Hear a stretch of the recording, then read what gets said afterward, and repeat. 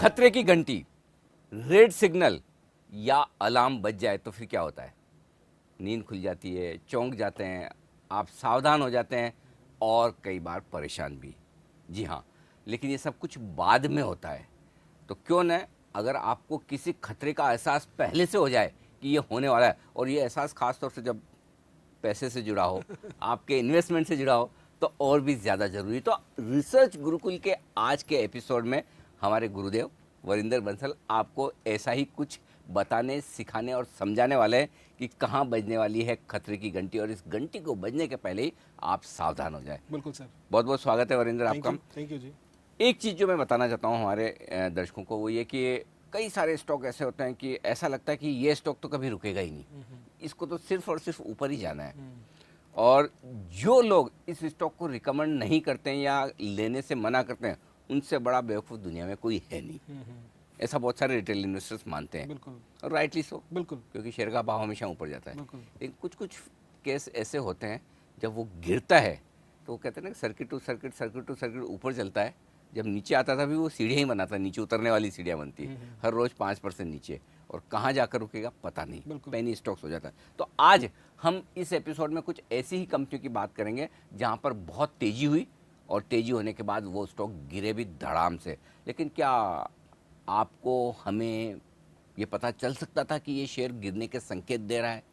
कहीं न कहीं कुछ न कुछ कंपनी के बिजनेस मॉडल में, बैलेंस शीट में, प्रॉफिट एंड लॉस में, कामकाज में खराबी है, और यदि थी तो फिर क्या उसे पहले से भांपना आसान है? आज इसी पर बात करेंगे, और हम एक एक कंपनी का नाम लेकर, उनकी बैलेंस शीट लेकर हम एक कोशिश करेंगे समझने की कि इस कंपनी में क्या कुछ ऐसे सिग्नल थे। इसमें हम एक बात पहले डिस्क्लेमर दे दें, बिल्कुल, कि न तो हम ये कह रहे हैं कि कंपनी अच्छी है, ख़राब है, बिल्कुल, हम ऐसा कुछ भी नहीं कह रहे हैं। बिल्कुल। न हम ये कह रहे हैं कि बैलेंस शीट फर्जी है, प्रॉफिट एंड लॉस अकाउंट सही नहीं बना हुआ है, ऐसा कुछ भी नहीं कह रहे हैं। हम सिर्फ ये कह रहे हैं कि कुछ डेटा हम आपको ऐसे बताएंगे, उन डेटा के बेसिस पर आपको क्वेश्चन करने चाहिए, सवाल उठाने चाहिए कि क्या ये डेटा सही है, अगर नहीं तो फिर क्या मेरे पैसे इस कंपनी में, इस शेयर में जो लगे हैं वो सेफ़ है या नहीं। और सबसे ज़्यादा एक कंपनी को लेकर जो चर्चाएं होती है, जो लगभग हर रिटेल इन्वेस्टर्स के पोर्टफोलियो में, वो है quality limited. Yes sir. Issue क्या है इसके नाम के अलावा? और भी कोई इशू है कि इस शेयर में क्वालिटी नहीं है, कंपनी में क्वालिटी नहीं है? सर पहले तो मैं ये बताऊंगा कि सबसे ज़्यादा मिस्टेक, चाहे वो रिटेल हो चाहे इंस्टीट्यूशन हो, तब होती है जब बुल मार्केट होती है। तेजी के मार्केट में, तेजी की मार्केट में सबसे ज़्यादा गलतियां होंगी, जिसमें कि अभी हम हैं, जिसमें हम अभी उतना नहीं है जितना हम वो पीरियड जो था ना अपना, एक ज़माना था 2014 से 2018 में था, हाँ। जिसने जो बोल दिया, हाथ लगा दिया, किसी ने ले लिया, ब्लॉक डील हुआ तो लगा दिया, किसी को पड़ी नहीं है, आज मिस कर दिया तो अगले दिन 20% ऊपर होगा। और ये सारी रिसर्च जो होती है ऑनेस्टली तब होती है जब बेयर मार्केट होती है। नहीं तो उस समय तो रिसर्च कहाँ होती थी, उस समय तो एक कहावत चलती थी, exactly, invest now investigate later. हाँ एग्जैक्टली, भाई जब तक आप सोचोगे, पढ़ोगे, समझोगे कंपनी में, तो स्टॉक डबल हो जाएगा। Exactly. तो इसलिए पहले पैसा लगा लो। Exactly. ये बुल मार्केट और जो समझदार लोग होते हैं सर, कुछ चीजें होती हैं जो हमेशा दिमाग में रखते हैं, राइट, और हमेशा उस डिसिप्लिन से चलते हैं इन्वेस्टमेंट करने के लिए। और ये कुछ नहीं है, अगेन जैसे सर ने बोला, बहुत अच्छा बोला कि हम लोग क्वेश्चन कर रहे हैं और कुछ नहीं कर रहे हैं। ये कुछ चीज़ें हैं जो अगर आप बार बार अपने दिमाग में रखोगे, बैक ऑफ द माइंड रखोगे, और जब भी किसी कंपनी में इन्वेस्ट करोगे तो आपको ये सावधान करेंगे, बस और कुछ ये नहीं सिर्फ है। टेस्ट केस है, एग्जैक्टली, जिसके बेसिस पे आपको किसी भी कंपनी में जहां आप पैसा लगा रहे हैं, या जहां आपको हल्का भी डाउट है कि मैं जिस कंपनी में पैसा लगा रहा हूँ वो सही है या नहीं, या मेरी कंपनी का शेयर लगातार गिर क्यों रहा है, या फाइनेंशियल परफॉर्मेंस अच्छी क्यों नहीं आ रही, तो ये कुछ एक सवाल है जो आप अपने आप से करिए, बिल्कुल, कंपनी से नहीं, आप अपने आप से करिए कि क्या इसके जवाब मेरे पास हैं। नहीं है तो फिर आप इसका पूरा ब्यौरा देखिए, और वो क्या क्या देखना है उसकी शुरुआत करते हैं। एक टेस्ट केस हमारा क्वालिटी लिमिटेड, तो उसका मार्केट कैप सर 3,700 करोड़ से गिर के 3700 करोड़ से गिर के 160 करोड़ हो गया था। और अगेन बहुत लोग बोलेंगे यार तुम लोग तो वो कर रहे हो जो पोस्टमार्टम कर रहे हो, ठीक है ना, कि स्टॉक गिर गया उसके बाद बोल रहे हो। तो मैं भी बता दूं कि ये स्टॉक गिरना चालू हुआ फेब 2017 से, ठीक है। तो हम कोशिश हर कंपनी में करेंगे कि अगर आपको क्या संकेत फेब 2017 से या जहां से स्टॉक गिरना चालू हुआ उससे पहले थे, हाँ थे कि नहीं थे। और इंपॉर्टेंटली कि ये कंपनी जो है ये है डेयरी कंपनी है, इसका कोई भी रिलेशनशिप आइसक्रीम कंपनी जो है क्वालिटी आइसक्रीम उससे नहीं है, वो HUL की कंपनी है, ठीक है ना, तो उससे मतलब नहीं है। नहीं तो कई लोग पता चले कि एपिसोड देखने के बाद क्वालिटी आइसक्रीम खाना भी बंद कर दें, तो क्वालिटी आइसक्रीम की क्वालिटी को लेकर कहीं कोई दिक्कत नहीं, आइसक्रीम आप खा सकते। तो मैं सर ये सारी की सारी एपिसोड को ना या कंपनीज को 3 हिस्सों में बांटूंगा, profit and loss, balance sheet और कैश फ्लो। ठीक है profit and loss, balance sheet, cash flow, ठीक है। हर इंसान क्या करता है, सिर्फ प्रॉफिट एंड लॉस देखता है। और मैं हमेशा मानता हूँ कि प्रॉफिट एंड लॉस बहुत चीजें छुपाता है जितना रिवील करता है। P&L मेरे हिसाब से एक बहुत ही इट्स नॉट अ स्टेटमेंट जहाँ पे इन्वेस्टर को देख के पैसा लगाना चाहिए, खाली ठीक है ना, खाली देख के पैसा नहीं लगाना चाहिए। तो अगर आप इस कंपनी का P&L देखते, अगेन हमने लास्ट 11 से लेके FY 18 तक नंबर लिए हैं, तो आपको दिखता है कि 1600 करोड़ से इसका सेल्स बढ़ के कुछ 7300 करोड़ हो गया है। ये मतलब आपने 7 साल के डेटा निकाले? बिल्कुल जी, बिल्कुल निकाले। एबिटा 100 करोड़ से 525 करोड़ हो गया है, कामकाजी मुनाफा, और प्रॉफिट जो है 50 करोड़ का ऑलमोस्ट 100 करोड़ हो गया है, डबल हुआ है। तो सबसे पहले मेरे दिमाग में क्या आना चाहिए कि ये सेल्स है क्या, कंपनी करती क्या है, ये सेल्स कहाँ से आएंगी? 7,500 crore is a very big number. 7,300 crore बहुत बड़ा नंबर है। अभी आपको पता है क्वालिटी की डेयरी कंपनी है, तो आपके दिमाग में 2-3 चीजें आनी चाहिए जब भी आप किसी कंपनी को पढ़ते हो या समझते हो या सुनते हो कुछ भी। कितना ये मैन्युफैक्चरिंग करता है, कितना ट्रेडिंग करता है, कितना ये सिर्फ दूध का काम करता है या वैल्यू एडेड प्रोडक्ट्स जो होते हैं, दही हुआ, क्रीम हुआ, क्रीम, बटर, जो सब कुछ वो करता है, ठीक है ना। कितना इसका B2B बिजनेस है, कितना B2C बिजनेस है, कितना ये मिल्क प्रोक्यूरमेंट इस धंधे में बहुत जरूरी है कि ये किस तरीके से अपने डीलर से लेता है या बाहर से लेता है। और ये सारी चीज एनुअल रिपोर्ट में होती है, सारी की सारी चीज एनुअल रिपोर्ट में होती है, आपको समझना चाहिए। तो अगर आप एक स्टेप और आगे जाते, अगेन ये सारी इन्फॉर्मेशन। एक मिनट यहाँ बीच में आपको रोकूं, ये एनुअल रिपोर्ट बार बार जो आप बोल रहे हो, ये एनुअल रिपोर्ट को क्या इन्वेस्टर के लिए गीता के समान मान ले? हम हमेशा सर, मैं इससे बड़ा कुछ नहीं है, इससे बड़ा कुछ ये मेरे लिए रॉ मटेरियल है। जैसे हम बोलते हैं ना कि हाँ भी अब अगर के किसी मारुति के लिए कि रॉ मटेरियल क्या है, स्टील है, ऑटो एंसिलरीज है। अगर आप इन्वेस्टमेंट है, अगर आप इन्वेस्टमेंट फील्ड में हो, तो आपके लिए रॉ मटेरियल सबसे बड़ा जो है वो है पढ़ाई या रॉ मटेरियल, चाहे एनुअल रिपोर्ट। तो एनुअल रिपोर्ट बहुत बहुत बहुत बहुत बड़ी चीज है सर। घिस के गोल के पी जाते हो? नहीं, बिकॉज वही ही जरूरी है, उसी में आप पैसा लगा रहे हो, आप पैसा उसी में लगा रहे हो, आप उसके बेसिस पे ही पैसा लगा रहे हो। अगर आपको धंधा ही नहीं समझ आएगा तो आप क्या करोगे? तो मैं उस पे आऊंगा बार बार। तो अगर आप थोड़ा सा आगे जाइए तो आप देखिए कि अगर 7,300 करोड़ के इसके सेल्स थे और लास्ट 8 साल का फिर डेटा देखोगे तो आपको मालूम चलेगा कि इसकी परसेंटेज ऑफ ट्रेडेड कितना था। तो ये पहले 7, 8, 10% का परसेंटेज ऑफ ट्रेडिंग करता था। बाद में जाके इसका बढ़ के कुछ 33% हो गया, फिर कम हो गया 20% हो गया। तो ये प्योर मैन्युफैक्चरिंग करता, ट्रेडिंग कंपनी भी है। 20 से 30% इसका ट्रेडिंग भी होता था। अभी बहुत लोग सिर्फ सेल्स, एबिटा और पैट देखते हैं, मैं बोलता हूँ ग्रॉस मार्जिन भी देखो। अभी ग्रॉस मार्जिन देखो तो इसका ग्रॉस मार्जिन जो है 10% के आसपास थे। बट इसके अगर पेयर्स देखोगे, पेयर्स में कि प्रभात हुआ, पराग हुआ या फिर हेडसन हुआ, तो उसके 20 से लेके 25% के बीच में ग्रॉस मार्जिन होते थे। तो इस कंपनी के ग्रॉस मार्जिन पेयर से, जो पेयर में की जो उसके कॉम्पिटिटर्स हैं उनसे कम है। तो ये चीज 25% के सामने इनके मार्जिन सिर्फ 10%, 20-25% के सामने 10%। मैं ये चीजें बहुत जरूरी देखता हूँ कि इसका पावर एंड फ्यूल कॉस्ट कितना है। पावर एंड फ्यूल कॉस्ट इसका कुछ 0.2%, 0.3% ऑफ सेल्स था। दूसरी कंपनीज का जो आप देखोगे 2% था। सेलिंग एंड एडमिनिस्ट्रेशन एक्सपेंसेस जो है, बिकॉज ये B2C में जा रहा था, अक्षय कुमार जी को भी लिया था इन्होंने अपना ब्रांड एम्बेसडर, तो सेलिंग एंड एडमिनिस्ट्रेशन कॉस्ट इसका कुछ 1% के आसपास था। लेकिन आप अगर दूसरी कंपनीज को देखोगे तो उनका 7%, 8% सेलिंग एंड डिस्ट्रीब्यूशन एक्सपेंसेस होता है। ठीक है, ये ट्रेडिंग करता है, बट ये बहुत कम लग रहा है compare to the industry.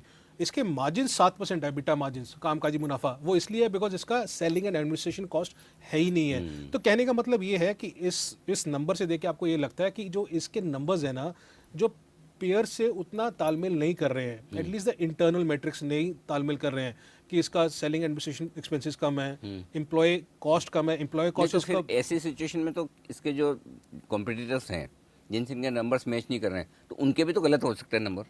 Sir again depend करता है आप उस कंपनी को कितना टाइम तक ट्रैक कर रहे हो। अगर सपोज करो आपने हेडसन को लास्ट 10-15 साल से ट्रैक किया हुआ है, तो आपको समझ आ जाएगा वो गलत है कि नहीं सही है। इसलिए आपको धंधा समझना थोड़ा सा वहाँ पे जरूरी हो जाता है। तो अगर आप इसके देखोगे चलो सेल्स बढ़ रही है, मेरे दिमाग में बार बार क्या रहेगा कि 7,300 करोड़ का सेल्स, तो मैं देखूंगा 7,300 करोड़ का सेल्स तो P&L में दिखा दिया। चलो अभी कैश फ्लो देखो, आप डेटर्स देखो, बैलेंस शीट में जाके डेटर्स देखो, तो आप डेटर्स देखोगे, डेटर्स इसके 400 करोड़ से उसी पीरियड में 1,900 करोड़ हो गए। डेटर्स बढ़ गए, लगभग 5 गुना हो गए, लगभग 5 गुना हो गए।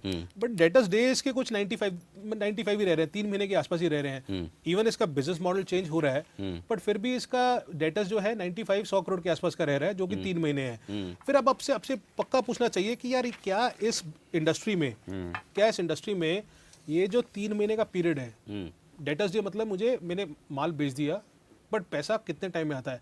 मैं एक चीज में हमेशा विश्वास करता हूँ, उस धंधे में पैसा लगाओ जहाँ पे गले में पैसा है। और जल्दी गले में पैसा नगद आना चाहिए, नगद आना चाहिए पैसा, ठीक है ना। इसीलिए कुछ कंपनी जो है, HUL हुआ, जुबिलेंट फूड हुआ, उनको गले पे पैसा मिलता है। उनका जो होता है 1-1, 2-2 दिन में उसी दिन पैसा आ जाता है। अरे लोग एडवांस देके लेते हैं। एग्जैक्टली। तो आप देखिए कि जो इसके कॉम्पिटिटर्स हैं वो कितना डेटर्स डे है। अगेन सबका बिजनेस मॉडल अलग हो सकता है, तो आपको ये भी समझना चाहिए, क्योंकि हेडसन इज कम्प्लीटली डिफरेंट। तो उसका हेडसन का आप मानोगे सर डेटर्स डे सिर्फ 2 दिन है, हेरिटेज का 2 दिन है, प्रभात फिर भी लगभग कंपैरिजन आप कर सकते हो इस कंपनी के साथ, क्वालिटी के साथ। प्रभात का 50 दिन है, इसका 90 दिन है।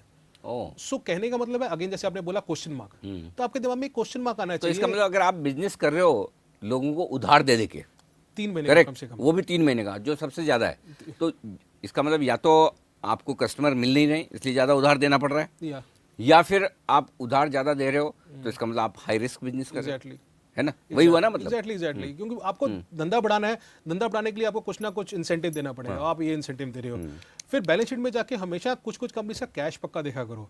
मैं हमेशा मानता हूं कि अगर बाहर से दिखता है ना कि उसके पास कैश इतना है, आप शेड्यूल में पक्का चेक कीजिए। अच्छा, शेड्यूल में चेक करना बहुत जरूरी है, एनुअल रिपोर्ट में, इसलिए बोलते हैं एनुअल रिपोर्ट पढ़ना बहुत जरूरी है। अभी इस कंपनी में आप देखिए, इसके पास कुछ 65 करोड़ का कैश एंड कैश इक्विवेलेंट था 18 में, 65 करोड़ का, सॉरी 65 करोड़ का, लेकिन उसमें चेक्स इन हैंड 60 करोड़ के थे। अच्छा, 65 करोड़ का टोटल पैसा है मेरा, कैश और बैंक मिला के। कैश मतलब कैश और बैंक दोनों। हाँ जी। उसमें से 60 करोड़ को तो चेक ही जो पास होने बाकी है। और 2017 में भी ये हाल था। टोटल 84 करोड़ का इसके पास कैश एंड कैश इक्विवेलेंट था, जिसमें 75 करोड़ 75 करोड़ वो चेक्स इन हैंड थे। तो मेरे लिए अगेन ये क्वेश्चन मार्क बनता है कि कोई भी कंपनी चेक्स इन हैंड या करंट अकाउंट में पैसा क्यों रखती है इतना। आपका 80-90% जो पैसा है वो चेक्स इन हैंड या करंट अकाउंट में पैसा क्यों होता है। चेक्स इन हैंड होने में बुराई क्या है। सपोज आज 31 मार्च है, मैंने चेक जमा करवाए, ट्रांसफर के क्लियर होने में 1-2 दिन लगेंगे। हर कंपनी यही बोलती है कि हाँ भी हम लोग पैसा, इसलिए ये आपको जो एंट्री दिख रही है इसलिए दिख रही है बिकॉज हमने अभी जमा कराया, तो आपको हमेशा दिखेगा। बट अगर आप पैटर्न देखोगे ना कि भैया ये 2 साल से 3 साल से यही हो रहा है, सर मैं बनिया हूँ, बनिया तो 2% 3% ब्याज कभी छूटता भी नहीं है किसी पे, या कंपनी वाला नहीं छोड़ेगा ना। कंपनी वाला हमेशा। इसमें एक पॉइंट और बोलना चाहता हूँ मैं, एक पॉइंट और बोलना चाहता हूँ। आप बनिया तो ठीक है अपनी, आजकल तो जमाना डिजिटल पेमेंट का हो गया। एग्जैक्टली, वो तुरंत आरटीजीएस होता है। हाँ जी। चेक इन हैंड वाला तो सिस्टम ही खत्म है, सीधा आरटीजीएस। जिसको आपको पैसा देना है, अगर मुझे आपको देना है तो मैं चेक दूंगा तो चेक लिखने में गलती करूंगा, सिग्नेचर मिसमैच होगा, भेज रहा हूँ चेक, अगर मेरे देने की नियत है तुरंत आरटीजीएस कर दूंगा। देखो मैंने बहुत कंपनीज में देखा है हिस्टोरिकली, जिन्होंने लेसन सिखाया है मुझे कि जिस कंपनी ने ये checks in hand current bank में पैसा रखा, उसमें हमेशा क्वेश्चन मार्क रेज हुआ था आगे जाके फ्यूचर में। कभी आएगा ही आगे, हमेशा आगे आता है। तो अगेन आपको एज ए इन्वेस्टर कॉशियस रहना चाहिए, एटलीस्ट पूछना चाहिए बार-बार ये क्यों था। जिसको पैसा देना है वो आपको आरटीजीएस कर देगा, जो भी। हाँ ठीक है। फिर अगेन मेरे दिमाग में बार-बार आता है यार ये 7,300 करोड़ का सेल्स, ठीक है ना। फिर मैं बोलता हूँ कि अगर 7,300 करोड़ का सेल्स हुआ था, उसके कारण अगर प्रोडक्शन करता है तो कैपेक्स तो करता होगा ना, हवा में तो सेल्स होगा नहीं। सेल्स होने के लिए एसेट्स चाहिए, ग्रॉस ब्लॉक चाहिए, ग्रॉस ब्लॉक के लिए कैपेक्स करेगा। तो अगर आप इसका ग्रॉस ब्लॉक देखो, मतलब इन्वेस्टमेंट, ज्यादा पैसा खर्च करना बिजनेस के लिए, एक्सपेंशन के लिए, प्लांट एंड मशीनरी के लिए, ठीक है, उसको कैपेक्स बोलते हैं। उसका ग्रॉस ब्लॉक जो 60 करोड़ का था बढ़ के 676 करोड़ हो गया, 10 टाइम हो गया, ठीक है। पर उसके सामने उसका डेट देखिए, डेट 400 करोड़ का 1800 करोड़ हो गया। तो मैं अगेन बार-बार अपने दिमाग में ये सोचूंगा, एज ए सिंपल अगर रिटेल इन्वेस्टर को समझना हो तो मुझे कितना ग्रॉस ब्लॉक चाहिए इतना सेल्स करने के लिए, जिसको हम फिक्स्ड एसेट टर्नओवर रेशियो बोल देते हैं। एसेट टर्नओवर रेशियो बोल देते हैं। तो मैं बार-बार ये सोचता हूँ कि ये क्वालिटी जैसे है, इसका सेल्स था कुछ 6,500 करोड़, इसका फिक्स्ड एसेट था कुछ 660 करोड़। करेक्ट। इसको कंपैरिजन कर लीजिए प्रभात के साथ, हेडसन के साथ, पराग के साथ। इसका जो टर्नओवर था ये 10 टाइम था। Sales to fixed asset turnover 10 time था। बाकी जो भी लगा लीजिए उनका मैक्सिमम 4 टाइम था, 3 टाइम 4 टाइम मैक्सिमम था। उस हिसाब से तो ये कंपनी ज्यादा एफिशिएंट दिखती मुझे। नहीं, आपको एफिशिएंट देखिए कि ना, अगेन आपको ये क्वेश्चन मार्क करना है। सी मैं ऐसा बोलता हूँ कि सी हेडसन ना इस मिल्क इंडस्ट्री में इज लाइक इन्फोसिस। अच्छा, इज लाइक इन्फोसिस। अच्छा, वो उसके प्रमोटर हुए, उसके इंटरनल नंबर्स हुए, मजबूत है एकदम, बहुत बहुत मजबूत है। तो अगर सबसे बड़ा प्लेयर मेरे लिए वो उतनी एफिशिएंसी से काम नहीं कर रहा, तो ये किस तरीके से कर रहे हैं। यहाँ तो ये बहुत बड़े चमत्कारी हैं, ठीक है ना, यहाँ तो इनको ज्यादा कुछ आता है जो उनको नहीं आता। Too good to be believe. तो अगेन क्वेश्चन मार्क आपके लिए क्वेश्चन मार्क होना चाहिए कि इतना नंबर्स बहुत अच्छे हो तो भी क्वेश्चन मार्क कर दो, बहुत खराब हो तब तो करना ही है। 100% करना चाहिए, मैं आपको बता रहा हूँ। हम तो इतने केसेस हुए थे, किटेक्स और पेज इंडस्ट्रीज का एग्जांपल था। किटेक्स हमेशा अपने मार्जिन्स पेज से अच्छे दिखाता था और किटेक्स का भाव भी बढ़ा था क्योंकि बुल मार्केट थी। बहुत ऐसी कंपनीज एग्जांपल्स हैं। विजुअल सॉफ्ट बनने वाला था इन्फोसिस, और कोई पुंज लॉयड एलएनटी बनने वाला था। कुछ भी एग्जैक्टली पुंज लॉयड एलएनटी क्या एग्जांपल दिया आपने। नो ना सीरियसली ये बहुत अच्छी एग्जांपल्स हैं। सी लेकिन कंसिस्टेंटली पैसा किसने बनाया? एलएनटी ने, इन्फोसिस ने, मतलब कोई हटसन ने। जरूरत से ज्यादा, मतलब अच्छा कोई खूबसूरत दिख जाए तो ये भी पता करना जरूरी कि नेचुरल ब्यूटी है, मेकअप किया हुआ है। ये जरूरी है। नहीं ये क्वेश्चन है। फिर आपने बैलेंस शीट देखा, अभी आप कैश फ्लोज देखिए। मैं हमेशा बोलता हूँ कैश फ्लो टू एबिटा देखना बहुत जरूरी है। राइट, ठीक है ना, बहुत जरूरी है। एबिटा कामकाजी मुनाफा जो है वो कैश में आ रहा है कि नहीं आ रहा है। तो मैं एग्जैक्टली मैं बोलता गले में पैसा आ रहा है कि नहीं आ रहा है, कैश फ्लो फ्रॉम ऑपरेशंस। ठीक है ना, तो 11 से लेके 18 तक अगर आप एबिटा देखो इस कंपनी का 100 करोड़ से 525 करोड़ गया। ठीक है, ठीक है, बट इंपॉर्टेंटली आप कैश फ्लो फ्रॉम ऑपरेशंस देखिए इस कंपनी का। सर -139 करोड़, -134 करोड़, -110 करोड़। अगर आप टोटल करेंगे ना तो लास्ट 8 साल में एबिटा इस कंपनी का 2500 करोड़, 2500 करोड़ का कामकाजी मुनाफा किया। ठीक है, और कैश फ्लो कितना किया इसने? कितना? 7 करोड़ बस। तो एक रेशियो होती है कि ये सबसे बड़ा कैच है एकदम। सीएफओ टू एबिटा एक रेशियो होती है कि अगर आपने 100 रुपये कमाया तो एटलीस्ट 70-80 रुपए आपके आने चाहिए गले में आने चाहिए, कैश फ्लो ऑपरेशन आना चाहिए। इसको तो नेगेटिव रहा था और पॉजिटिव भी रहा था, तो 5%, 10%, 15% तो मुश्किल से। नेगेटिव इस वजह से तो नहीं रहा, जो ये कामकाजी मुनाफे से जो पैसा आ रहा था वो कैपेक्स में ले जा रहे थे। नहीं कैपेक्स में तो हो रहा था, बट इंपॉर्टेंट था कि अभी रिसीवेबल्स बढ़ रहे थे इसके। रिसीवेबल्स बढ़े जा रहे हैं ना। सी धंधा चलाने के लिए आपको यहाँ तो पहले आप आप माल लेंगे किसी से, दूध लेंगे, उसका आप पेमेंट करेंगे, क्रेडिट आपके क्रेडिटर्स होते हैं, फिर आप इन्वेंट्री में रखो तो इन्वेंट्री होता है, फिर आप डेटा, जो ये दोनों चीजों को आगे जाके डेटर्स है जिनसे पैसा लेते हो, तो आपके डेटर्स फंड करते हैं दोनों को। बराबर है, इन दोनों को फंड करते हैं। अगर आपके डेटर से पैसा ही नहीं आ रहा या लेट आ रहा है पैसा, देन आप इनको फंड कैसे करोगे? आप फंड कैसे कर रहे थे? डेट से। तो आपका 2-2, 3-3 महीने का, 3 महीने का आपका पैसा आ नहीं रहा था और फिर आपका डेट भी बढ़ रहा था, डेट बढ़े जा रहा था। और इसके कारण क्या हुआ कि इसके सारे के सारे कैश फ्लो पे स्ट्रेन आने लग गया। और अगर आप इसके लास्ट 6 साल में डेटा देखिए तो cash flow from operations at least 5 साल नेगेटिव था। 5 साल नेगेटिव था।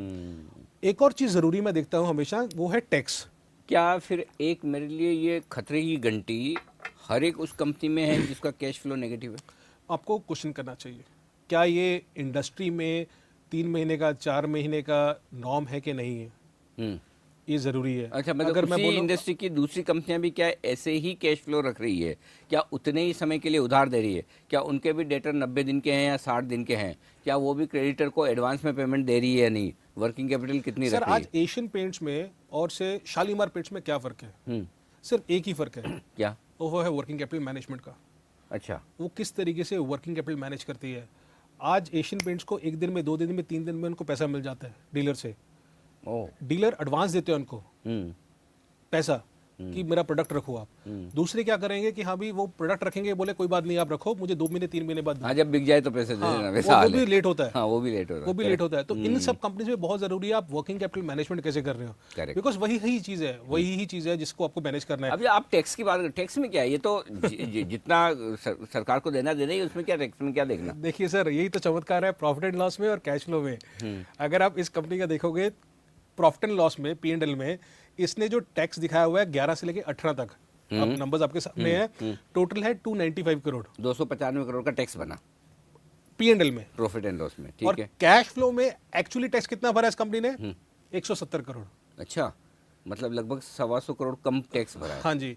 और इसमें एक और स्टेप आप आगे जा सकते हो कि इसका करंट टैक्स लायबिलिटी शेड्यूल आता है बैलेंस शीट में, उसमें आप 18 में देखोगे कि इसने 97 करोड़ टैक्स भरना था, उसके ऊपर 28 करोड़ इंटरेस्ट था, उसके ऊपर इस साल का टैक्स था 63 करोड़। इस टोटल मिला के इसने सिर्फ टैक्स भरा कितना? 190 करोड़ इसको भरना था गवर्नमेंट को, उसमें सिर्फ इसने 10 करोड़ पे किया। तो ये गवर्नमेंट को पैसा भी दे नहीं रहा था। ओहो, तो ये गवर्नमेंट को पैसा दे नहीं रहा था। Yes, correct. ठीक है, फिर हाँ भाई, जो सबसे ज्यादा जरूरी है कि जिसके तो आप पैसे बचा ही नहीं सकते, ये तो देने ही पड़ेंगे, कम से कम सरकार के तो देने पड़ेंगे, वो ही नहीं जा रहे हैं तो दूसरे तो भूल जाइए। इसलिए कैश फ्लो बहुत जरूरी है। इसलिए आप एंट्री कैश फ्लो में भी फिर पहली चीज यही देखें क्या, टैक्स वाली? ये 2-3 चीजें आपको वर्किंग कैपिटल मैनेजमेंट जो आपको कैश फ्लो फ्रॉम ऑपरेशन में आता है वो जरूरी देखना है, टैक्सेस जा रहे हैं कि नहीं जा रहे, जितने वो बोल रहे हैं उतने जा रहे हैं कि नहीं जा रहे। मैं प्रमोटर शेयर होल्डिंग बहुत ध्यान से देखता हूँ। हाँ, तो अगला रेड सिग्नल यही है। अगला रेड सिग्नल यही है। अभी अगेन अगर आपको ये चेक करना हो तो प्रमोटर शेयर होल्डिंग अगर 11 से लेकर 18 तक देखो इस कंपनी में, सर ये 75% होल्डिंग था प्रमोटर का 11 में, 75%, ठीक है। आज की डेट में कितना रह गया? 24% बस। हाँ जी। ओहो। अगेन आप सी, अगेन सिंपल सोचिए, आप फंडिंग कैसे कर रहे हो धंधे की फंडिंग आप डेट से कर रहे हो, बट डेट के लिए आपको कुछ ना कुछ तो कोलेटरल चाहिए। तो कोलेटरल क्या रहा इनका? इक्विटी शेयर, अपने शेयर रखो, प्लस प्रमोटर का भी कुछ आएगा, आगे बताऊंगा। तो उस चीज में क्या रहा कि इसका जब प्रमोटर शेयर होल्डिंग 75% से 24% हो गया, बट उसके साथ साथ इसका प्लेज परसेंटेज देखिए आप, 11 में सिर्फ 3% इसका प्लेज था प्रमोटर का। आज की डेट में कितना प्लेज है? 100%। ओहो, प्रमोटर शेयर होल्डिंग घट रही है, प्लेज बढ़ रहा है, ठीक है ना। फिर आपको ये कुछ रिलेटेड पार्टी ट्रांजैक्शंस पढ़नी बहुत जरूरी होती है। ये सिंपल है, ये बैलेंस शीट में आप जाओगे, सिर्फ आप related party transaction control F कर दीजिए, आपको पता चल जाएगा। उससे सिर्फ ये होगा, पता चलेगा कि अगर आप बोल रहे हो कि इस कंपनी में ये वाला नाम है, मुझे ट्रैक करना है, उसके साथ साथ 2-3 नाम और आपको पता चल जाएंगे कितने जरूरी हैं, कितने बड़े हैं, कितने इन्वॉल्व है इस कंपनी में।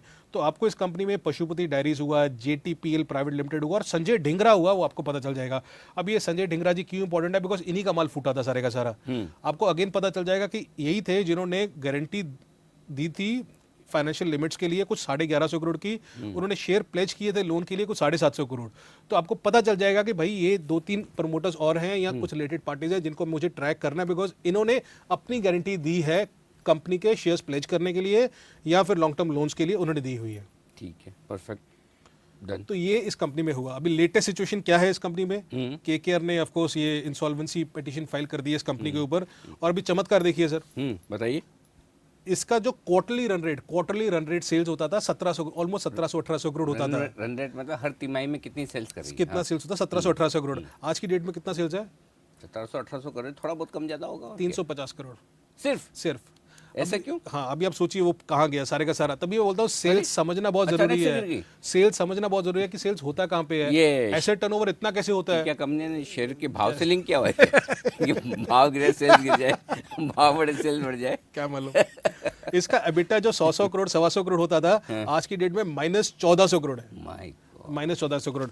सबसे मजेदार चीज है और जिसको देख के मुझे बहुत गुस्सा आया था ऑनेस्टली, कि इन लोगों ने इतना लॉस क्यों दिखाया 1500 करोड़ का? क्योंकि इन्होंने बोला कि अदर एक्सपेंसेस हैं। अदर एक्सपेंसेस कितने? कुछ 1450 करोड़। 1450 करोड़ में ये बोलते हैं कि प्रोविजन फॉर डाउटफुल डेटर्स, जो मैं आपको बोला आएंगे नहीं पैसे वापस, ये एनपी हो गए इनके 1270 करोड़। 1270 करोड़ पैसे आएंगे नहीं वापस, या प्रोविजन फॉर डाउटफुल डेट्स में डाल दिए। प्रोविजन फॉर डाउटफुल एडवांसेस, मतलब मैंने पैसा दिया था किसी को एडवांस की, आपसे माल लूंगा, हाँ, वो भी नहीं आएगा। 143 करोड़ वो माल भी नहीं और पैसा भी नहीं। सो आपने जो भी रिकॉर्ड की थी सेल्स, और सेल्स इतनी ज्यादा थी, जैसे मैंने इसलिए बोला एसेट टर्नओवर बहुत जरूरी है देखना। एसेट टर्नओवर अगर आपने नहीं समझा होता कि 10 टाइम का क्यों हो सकता है, फिर आपके डेटर्स बढ़ते गए, जिससे लेना उसके भी नहीं आएंगे, जिसको दे दिया उसके भी नहीं आएंगे। और आज राइट ऑफ कर दिया सारा, और आज right of 1500 crore right of कर दिया।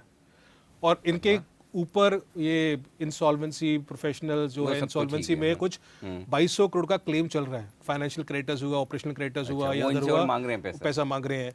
इन्होंने अनपेड टैक्स है कुछ 180 करोड़ का। दुबई की सब्सिडरी बनाई थी, वो कर दी है, बंद कर दी है।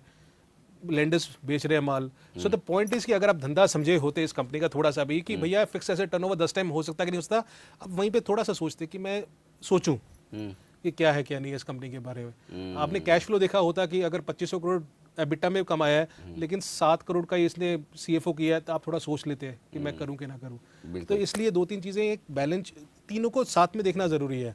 P&L, balance sheet, cash flow को साथ में देखना जरूरी है। तो आपको वो आपने क्या बोला, खतरे की घंटी, खतरे की रेड सिग्नल, हाँ जी, खतरे की घंटी। तो बिल्कुल 3 चीजें देख लीजिए, प्रॉफिट एंड लॉस अकाउंट, और वहीं मत रुक जाइए, आगे बैलेंस शीट पे जाइए। और जब बैलेंस शीट देखें और प्रॉफिट एंड लॉस अकाउंट देख लें, तो कैश फ्लो स्टेटमेंट, आज का कीवर्ड गले में पैसा। हाँ जी, गले आया में कि पैसा नहीं? है, गले में पैसा नहीं आया तो आपकी जेब से पैसा निकल गया, समझ लीजिए। तो ये एक टेस्ट केस है। हम ये नहीं कह रहे कि कंपनी अच्छी है, बुरी है, खराब है, बढ़िया है, जो भी है, जैसी भी है। हम सिर्फ ये बता रहे हैं कि डेटा के दम पर, जो वरिंदर कई बार कह रहे हैं, हर डेटा कुछ कहता है। बिल्कुल सर, है ना? तो इसमें भी हर बैलेंस शीट में हर एक डेटा, एनुअल रिपोर्ट में हर एक डेटा कुछ न कुछ कहता ज़रूर है। बस आपको आँख नाक कान खुले रखने हैं, देखना है, सुनना है, समझना है। तो ये है रिसर्च गुरुकुल का आज का एपिसोड, और अगला एपिसोड भी हम इसी तरह की कुछ और बेहतरीन रिसर्च के साथ आपके लिए लेकर आएंगे। बहुत बहुत शुक्रिया वरिंदर, थैंक यू सर। शानदार रिसर्च, और मुझे लगता है बहुत लंबा टाइम लगा होगा इसको करने में। नहीं सर, वो तो ठीक है, बट इससे सीखने को बहुत मिलता है। हमेशा मैं बोलता हूँ, आप पास्ट को सीखो।